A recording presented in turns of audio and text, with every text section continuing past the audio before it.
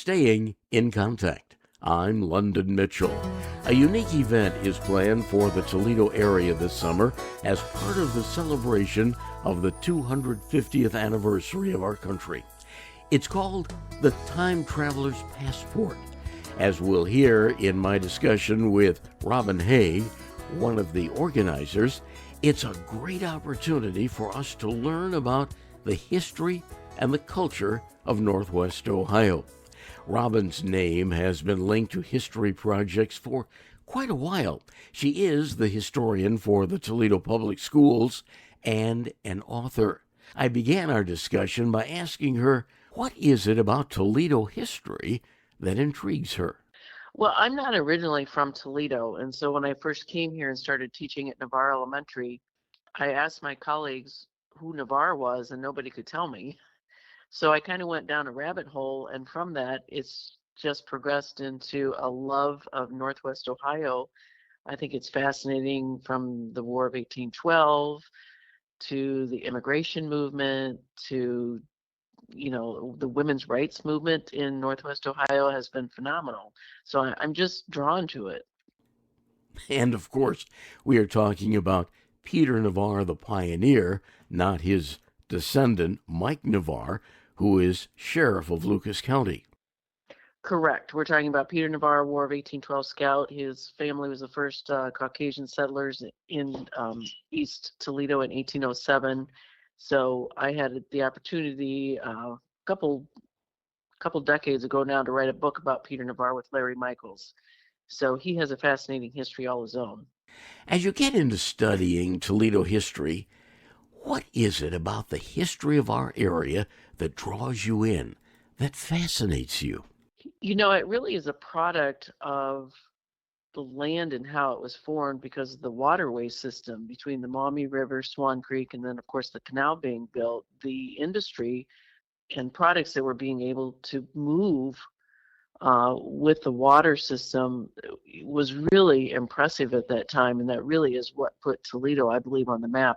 And it's still on the map for that same reason. We have, huge ports here and ships coming in, and of course the Museum of the Great Lakes is here, so it's just a perfect location for it. Tell us a little about the upcoming venture into Toledo history, the Time Traveler's Passport. So we've organized 12 different local historical societies or museums, battlefields together for a Time Traveler's Passport. Individuals can download a physical passport. They go to all 12, or at a minimum 8 of them, and they get them individually stamped, and they can receive a commemorative coin that has the America 250 logo on it. So it's really an opportunity for families or individuals to get out to these museums that are only maybe open once a month, and really to expose them to all of the different locations we have in Northwest Ohio. And we have some great museums. The Wood County Museum is incredible. Oregon Jerusalem has a lot of the Civil War items that were once located at the Toledo Zoo. So it's just a great, fun family event. What a unique idea. I believe so. It was really neat to have everybody come together for an organizational meeting and put a name with a face and have a conversation, because we all have the same passion and we all have the same goal. And so I really do hope this continues into the future, that we can continue to have these conversations and work together for local history. Full disclosure here, this year I am serving as the president of the Toledo History Museum, one of the participants in the Time Traveler's Passport program. I believe this is a great idea to bring all the museums together for this project. Toledo area history appears to be very popular, with several museums and no less than 7 Facebook pages devoted to the history and nostalgia of this area. Yes. Robyn Hage is one of the organizers of the Time Traveler's Passport program. We can learn so much from history. Yes, there are multiple local history Facebook pages, and people are posting old pictures, and Red Wells seems to be a favorite picture that everybody posts. But yes, people love their local history, very much so. Often the study of history gets a bum rap. We are often taught history as names and dates, but not necessarily the cause and effect, the lessons learned, the ramifications. Yeah, I agree with you 100%. For example, so I teach for Toledo Public Schools, and people were a little disenfranchised when the school system shut down during COVID, but we did the exact same thing when the Spanish influenza came around in the early 1920s. And, we tend to repeat things and forget that they occurred. Of course, right now, the hot topic of discussion in the political world is immigration. Well, back at the turn of the century, the high schools were all having debate teams, and they were talking about immigration, believe it or not.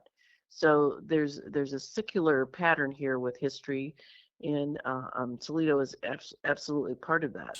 I would absolutely agree with you. I mean, the idea that you went to school and you learn dates and now you can Google them, so you don't really even need to know the dates.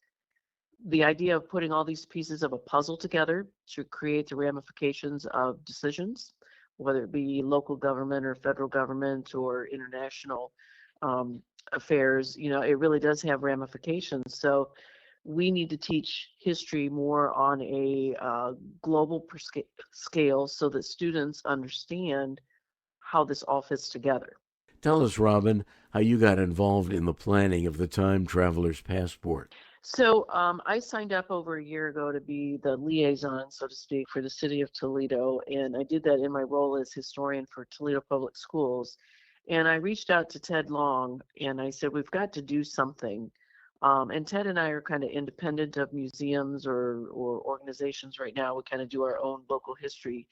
And it was really Ted's idea to come up with the passport. And I said, well, let's run with this and I'll kind of organize it because I could pull it together through TPS. And so you can go to timetravelerspassport.org or you can go to tps.org and you click on the passport download and you print it out. It's a physical passport.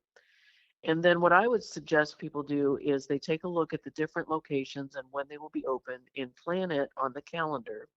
For example, the Toledo History Museum might only be open on Saturdays, so they need to prep for a Saturday, while as a battlefield might be open on a Tuesday. And so people can print it out and plan their calendar and be prepared. It starts July 1st and it concludes on July 15th. So much to see at area museums. Gotta believe everyone will find things of interest. Yeah, absolutely. So you can really tailor this passport to your specific interests. If you like military history, the Battle of Fallen Timbers. If you like local history, Oregon, Jerusalem, we have Sauter Villages involved, Sylvania Heritage. We have downtown Toledo museums such as yours. We have the firefighters, the police museum, the National Museum of the Great Lakes, so that you can really tailor make the passport to what your interests are. And the opposite is also true. If you've never visited some of these and you want to learn more about them, this is a great opportunity to get out and learn new things. Personally, I'm interested in learning who the people are that we have schools and streets named after. Now, you mentioned Navarre, but we also have Scott, Start, Lasky. Oh, the list goes on. And we cannot let their stories be forgotten. Absolutely. People are always like, well, why is this street named for this person and where'd that name come from? It all starts with a person's story and everyone has value. And I do have a new book coming out and it should be out in May and it's about 250 Toledoans. And these are just average people who lived and they're all deceased now, but they had an impact on our community. And you're absolutely right. All of those people, Spitzer, Navarre, Scott, they made an impact, and we have to remember that.